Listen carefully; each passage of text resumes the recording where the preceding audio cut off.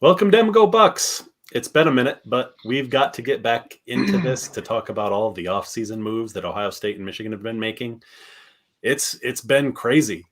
We haven't been on for a while, but there's been so much that's happening that it's just nuts, Matt. And we're going to talk about the NCAA and Tennessee, that injunction that's happened, and how that's going to affect Michigan, and the investigations that are coming down for them, and how Michigan could actually maybe kind of skate around some of the punishments they might be getting. We'll talk about that. Talk a little bit about the moves that Ohio State has made. How much is that really going to help Ohio State this year? And how dire is it for Michigan after losing half of its coaching staff, pretty much everyone on defense, all the coaching staff on defense, losing 16 players? What do they got coming back, and what do they need to do to still try and compete with Ohio State this year? So talk about all that. But Matt, how are you doing? Doing all right for the off season. I just want just a spring game, something. We need some actual football playing to be happening. And this is the worst time of the year. Just so far away from real football, but at least the spring game is coming up relatively soon, next month. So that means we'll have actual practices and some, not that the spring game means much, but at least it'll be better than nothing. It's just right now, it's just the doldrums, except for, there's a whole bunch of, huge news in college football in general, just the NIL news. And then also the playoff format keeps changing. Next year is going to be the first year for the new playoff format, and I think they're already talking about expanding it again. So by 2026, so 2 years of the new expanded playoff will be expanded again by 2026. Remains to be seen if that's 14 or 16 teams. I mean, who knows what they're going to end up going for, but this thing is eventually going to be just the same as March Madness for football. Be pretty awesome. But what? I mean, you're right, though. It's been kind of like a dead period, but it's been really exciting with all of the stuff happening, especially with huge NIL, news, Ohio State. Yeah, and also, there was also breaking news about half an hour ago. The Ohio State just hired Alabama's player personnel coach that had been working for Saban for the last, I think it was 8 years, and then prior to that, Georgia for 2 years. So, this guy's pretty legit, as they say. It sounds that way. Ohio State is kind of raiding Alabama. Kind of in a bad way. I mean, at least some of their top players, but in any case. So as far as Michigan goes, what do you think? Because right now, Michigan, Jim Harbaugh had to take a suspension 3 games for the cheeseburger, and then lying about the cheeseburger. And so I really don't think much else is going to happen. He's already gone. Then we've got the sign stealing / scouting, which is really not sign stealing. It's about scouting. And I think this coming week, we're actually going to see the notice of allegations from the NCAA. So this ought to be really interesting. But even then, now you've got to think, on top of this, what happened at Tennessee in that injunction, he had already been suspended for 3 games, the 3 most important games. And I know Michigan didn't, they had the gall to not lose any of those games, which makes it seem like it wasn't as much of a punishment, but still it was a pretty big punishment, for him to be out. So I'm just wondering, what's going to happen with that. A lot of the coaches are gone, including Jim Harbaugh. What do you think is going to happen as far as this injunction with Tennessee and how it's going to affect Michigan? So this is going to be the really tricky thing. So it seems like if schools are willing to now do whatever they want, because the injunction, they were basically, Tennessee was basically saying that because of the Sherman Antitrust Act, the NCAA did not have the power to make any rules governing NIL in any way. It's just something that they can't do. And then also, in addition to that, the NCAA was trying to sort of go after Tennessee for things that they had done prior to the NIL rules even being in place. So they were they're like, okay, we're going to have the NIL rules, and then we're going to, after a couple of months, they updated them or whatever. But I mean, they were going back and nailing them for things that weren't against the rules when they did them. So, the antitrust stuff aside, it was kind of a bogus thing anyway. I mean, it seems like it was definitely you would wish that the NCAA could do something to enforce it, because it should be, the whole idea is you don't want to be able to buy people out of high school to get them to come play at your school, and you want to try to prevent that. But why? I don't know how you can do that while also saying that you can't make rules against NIL. So there has to be some sort of governing laws, or put in place by, I don't know if the NCAA is just going to disband and they're going to have to create something new, because right now the NCAA doesn't have any kind of enforcement mechanism for the most important part of college football right now, which is NIL. I mean, it's just like you can just basically just say, okay, we want to, it used to be once you get the guy on your campus under NIL, like the guy would be there for a while unless a coach got fired or whatever. Then Ohio State raids Alabama and gets some of their players because Saban left.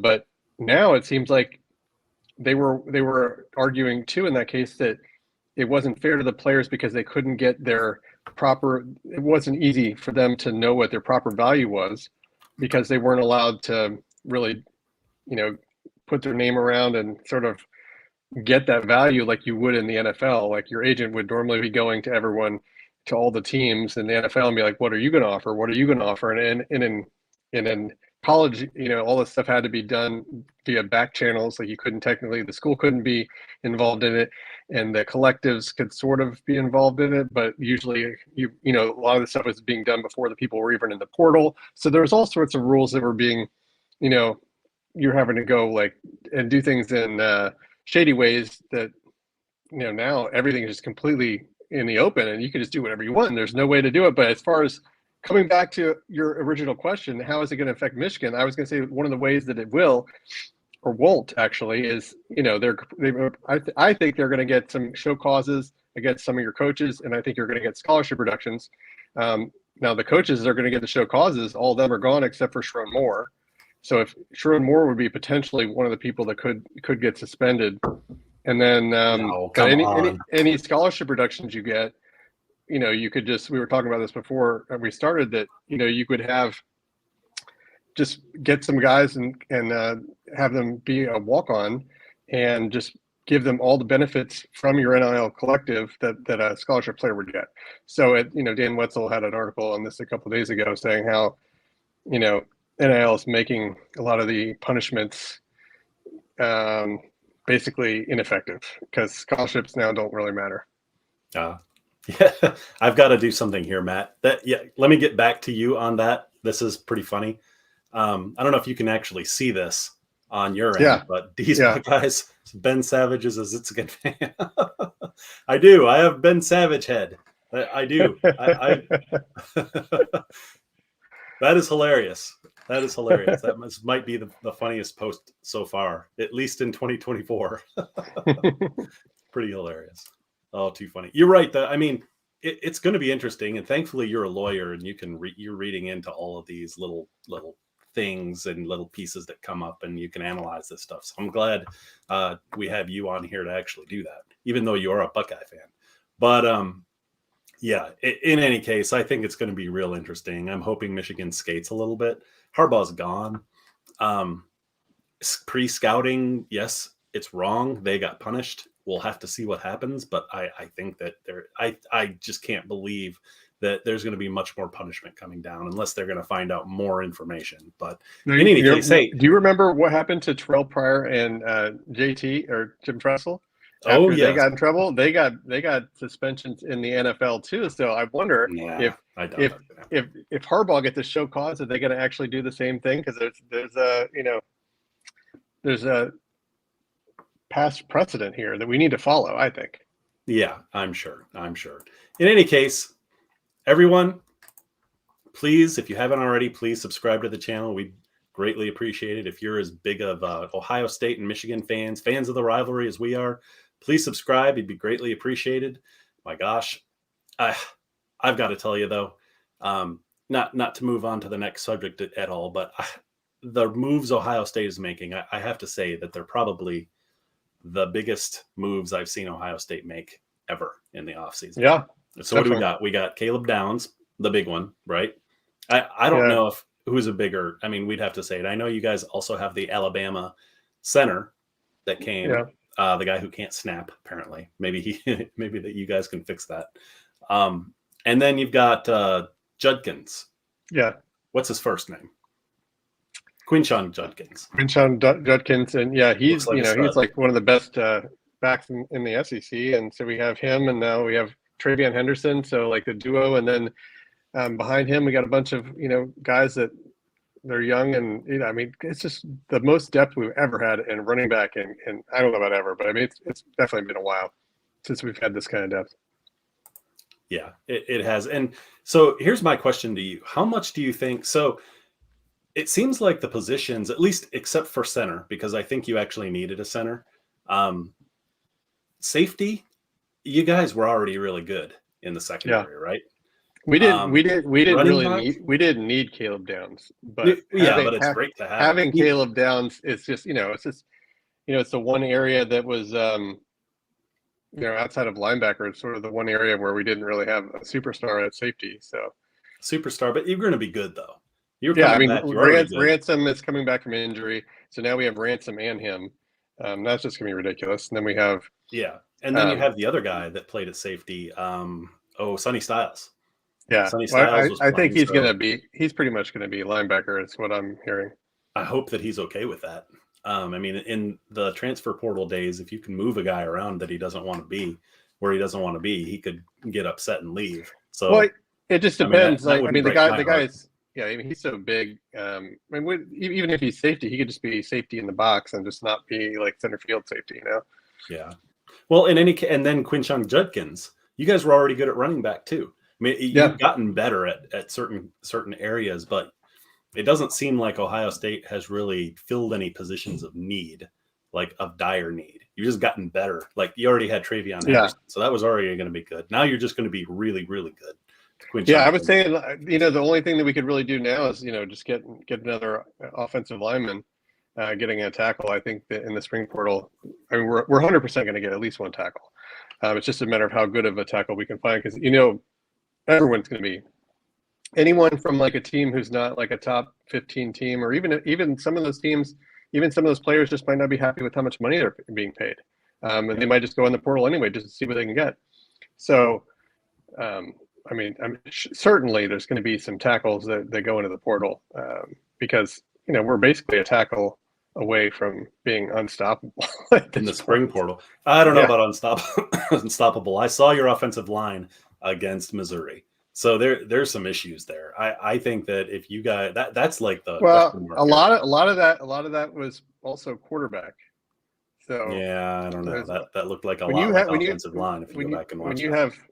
I know that definitely a lot of it was, but when you have a young quarterback who's never played before, everyone's gonna be just blitzing every time, and they just didn't have an answer for that because the young quarterback was getting flustered. Both of them actually. I mean, Devin Brown hasn't had any experience hardly, and West Dakota Heisman, of course, has had zero experience. So we had once he got thrown in like almost immediately, and he just couldn't deal with the blitzing at all. I mean, the line didn't give him any help, but. Yeah. It's obviously they're not going to be doing that if you have even if Honda McCord was in the game, like they wouldn't have been doing the blitzing and stuff. So, it's when you have a quarterback back there is at least respectful, knows what he's doing. There, the defense is going to have to, respect the deep ball and everything like that. And no Marvin Harrison also, like that was ridiculous. Our whole offense was him last year. Well, a lot of it, but you know what? And then you get to the quarterback position. So lost Kyle McCord. And listen, I mean, thinking back, and Andrew, yeah, I mean, I hope you're right. Yeah, they stole signs. I mean, they did pre-scout. It was wrong. They got punished. I don't know if that's not going to be like a killer offense. Well, you know what though? That's the thing though. Is the reason from reading all the allegations, it seems like it's a twofold problem. It's number one, it depends on how many people they can find evidence that were involved with it. So how many of the defensive coaches and offensive coaches knew about the signs? So potentially getting show causes for any of your coaches or suspensions if you don't get a show cause. And then, the other issue is going to be, I mean, I don't think they're going to do bowl bans and stuff like that anymore. It just seems like the NCAA doesn't want to do that. They want to find different ways to punish people because that's hurting your. It seems like all the rules and everything that's happening in college football it's sort of being, basically it's happening because of the TV networks, right? So the TV networks like Fox and ESPN and everyone wants to do what they can to make the most money. That's why we keep on getting more and more teams in the playoffs so they can make more money. So giving Michigan a huge money-making team of any kind of a ban, I mean, it's possible, but it just seems like that would be an unlikely thing. So to me, like the only thing I'm thinking that happens is coach suspensions, show causes, and scholarship reductions. And as we already said, scholarship reductions won't do anything. So, maybe Sharon Moore gets suspended, maybe he gets a show cause, but it's, and also it's the fact that you guys had, you did have some level 1 violations there with the previous suspension.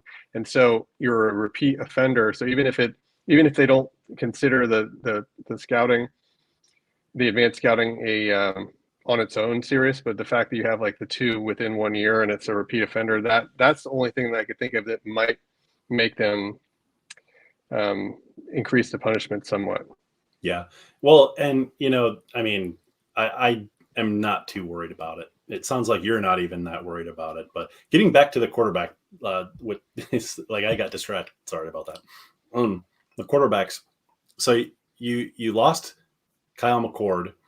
And with that, I think you actually lost kind of some time because he was going to go through some growing pains being the first year starting quarterback.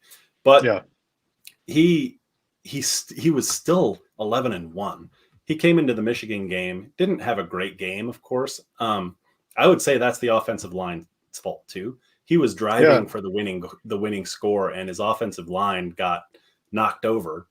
And he threw that pick, but and he threw the pick at the start of the game. I mean, he threw the pick at the start of the game, which was. But Will Johnson is awesome, and he's great at jumping that. He's done that to other quarterbacks too. But my point, I guess, is that I don't think he was really necessarily the problem. And now you're missing out on his second year.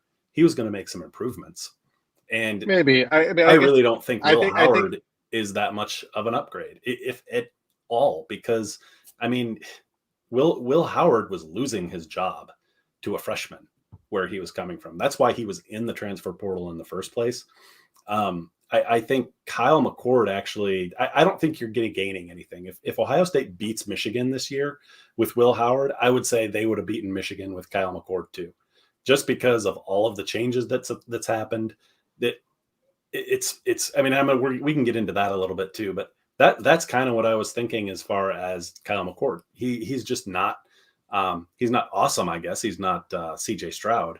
But really, I mean, he was definitely good enough, it seems like. And just because they lost to the number 1 team in the national title, I think he's been bad all year, and I think he's been pretty bad all year. And we were winning because we had the number 2 or 3 defense in the country all year, and Marvin Harrison to save him on all the jump balls. It's just he never led any of his receivers. He was throwing behind people all the time.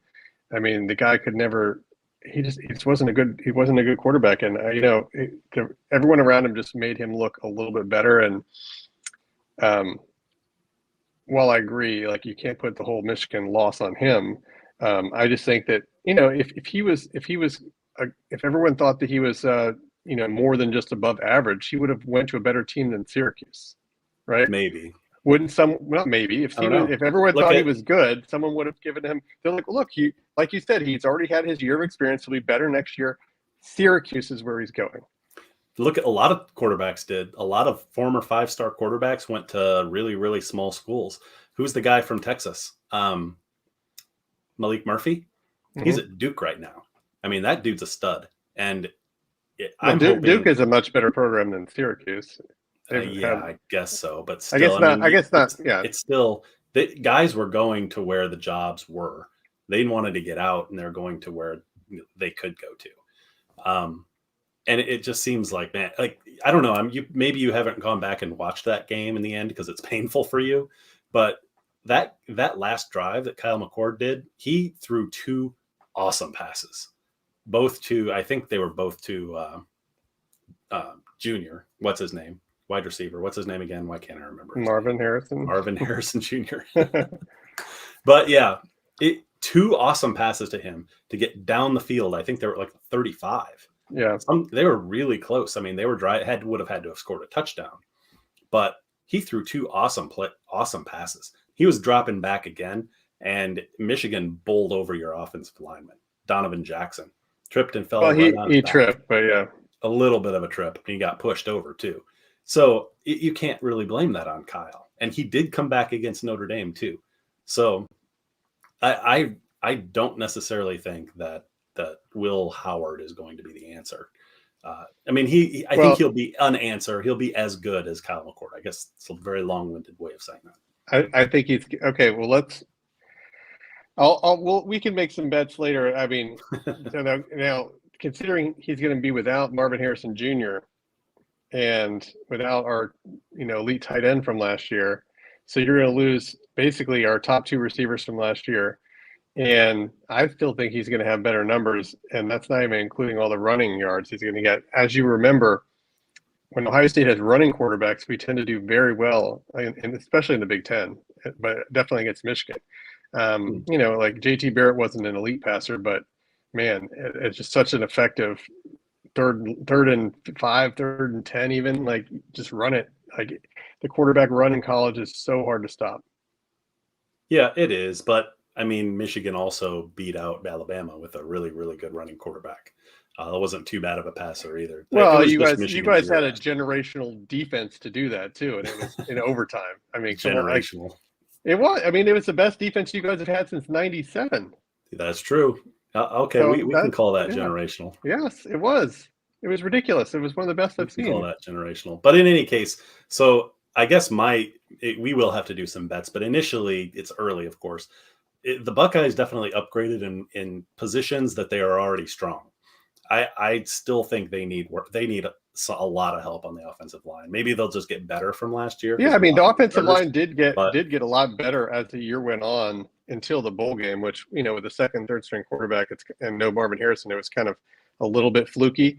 But like as the season went on, the running numbers especially weren't solid even at the end of the year. But at the beginning, like the first 4 games or so, it was just complete trash. And then at a certain point, I don't know if it was game 5 or 6, where I feel like I don't know if Travion was getting healthier, and then we started running him more, and then it just seemed like the offense was really starting to click from then all the way until the Michigan game. Yeah, true. Andrew, who do you think takes the reins at quarterback for Michigan? That's $1 million question. Great. That is $1 million question. Nobody knows that. I think I'm like a lot of fans are probably hoping that they go to the transfer portal and get stud. Because, I mean, Ohio State, granted, they're upgrade. You've got some holes. Your defense is going to be really good again this year. That's just a given. So all those guys are coming back. Well, we were top 3 defense, and we added Caleb Downs. So yeah, the running game is going to be improved, even though it was already good. And it's really your offensive line and quarterback now that are the real questions. And of course, the wide receivers at Ohio State are always awesome.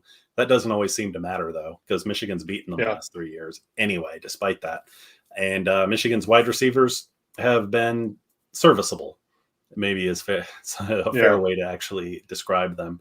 And they'll be serviceable again this year. But I think Michigan actually, I think they got to go into the portal. Now that there's some stability, I mean, maybe not with the NCAA investigations, there's not some stability, but there is with coaching staff now. Everyone knows what Harbaugh is going to do. There's not a NFL cloud hanging over the program. And so now they can go out and like players, transfer guys actually know, quarterback's going to know, like, okay, I know who my coach is going to be. So hopefully they go get someone. I said his name before. Yeah. He's at Duke. I think guys can still jump into the portal. No, the last day was like a day ago. No, for the spring portal. Yeah, for spring. I'm saying the Michigan. A day ago, Michigan's actually closed, so no one's leaving again. The spring portal is going to be soon. I mean, last year, remember you guys lost more people in the portal last year than we did. I don't know what but you guys also gained more. I think we gained 6 people, and you guys gained like 9 people in the portal. But you guys lost a lot of people in the portal last year, and there was nothing even going on. It just people left. I mean, I think there was people that weren't good. but you know, you had a lot of people that weren't going to start and they were just pushed out for whatever reason. And that hasn't happened yet. Now, granted, you guys lost a lot of seniors and super seniors and people going to the draft. So because of that, there's going to be more openings available. So people might not be as willing to transfer, but I still think there's going to be a decent amount of people transferring from the spring portal because, you know, Caleb Downs had basically a day to decide because the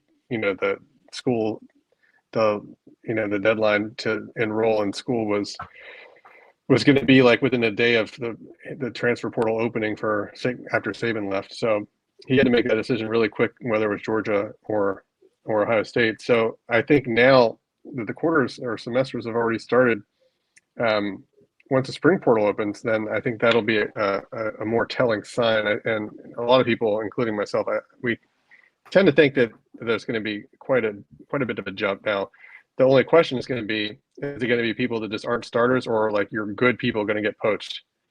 It's Will Johnson or your defensive lineman or your tight end is Loveland or like any of these people going to get poached because there's going to be some big offers. I know, but there's going to be some big. He's the least likely. There's already his parents have already come out and said that he wasn't going to be going.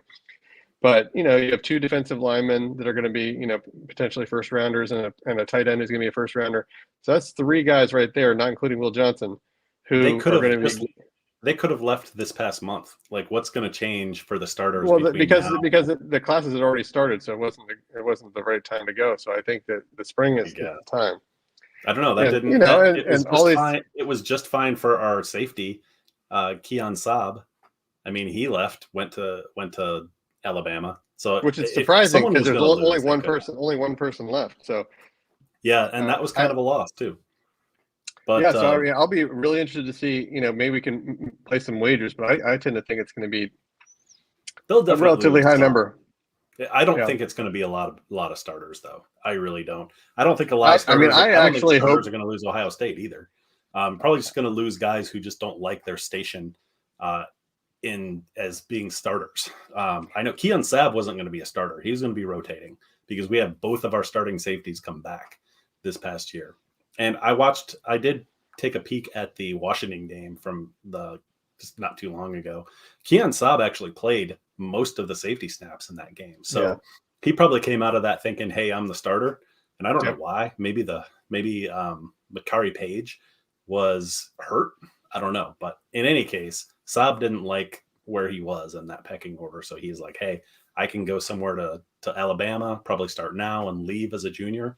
Kind of what did Jamison Williams? He was like, hey, I'm an awesome receiver, but I can barely get on the field at Ohio State. I'll go over to Alabama and show off and maybe go in the first round, which of course he did.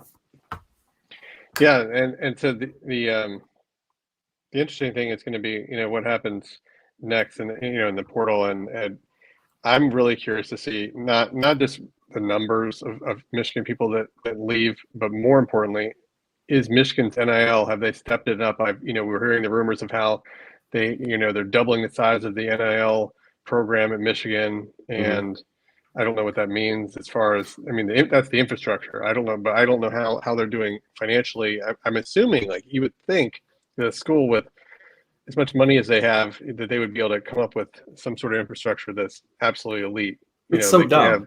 They have so much money. I keep saying you have the NIL program that you want.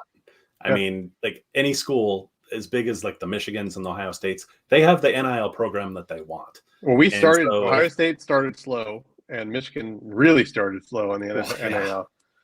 But it'll be interesting to see if you guys can, not only, that'll be the biggest news for me. It'll tell me where Michigan is going to be headed in the near future. If they secure all their top stars and maybe poach a quarterback or a couple other elite players, like, that would be a huge sign of really good stability if they can do that in the spring. I hope so. But in any case, I think we're going to cut it off here. It's late Sunday night. Matt, thanks a lot for jumping on. Thanks everyone in the chat for participating and loved your comments. My gosh, loved the Ben Savage comment. I'm going to have to watch the replay of this and enjoy that. But yes, awesome. Thanks, everyone. Please subscribe if you haven't already, and we'll talk to everyone later. Have a great night. Bucks. Go Blue.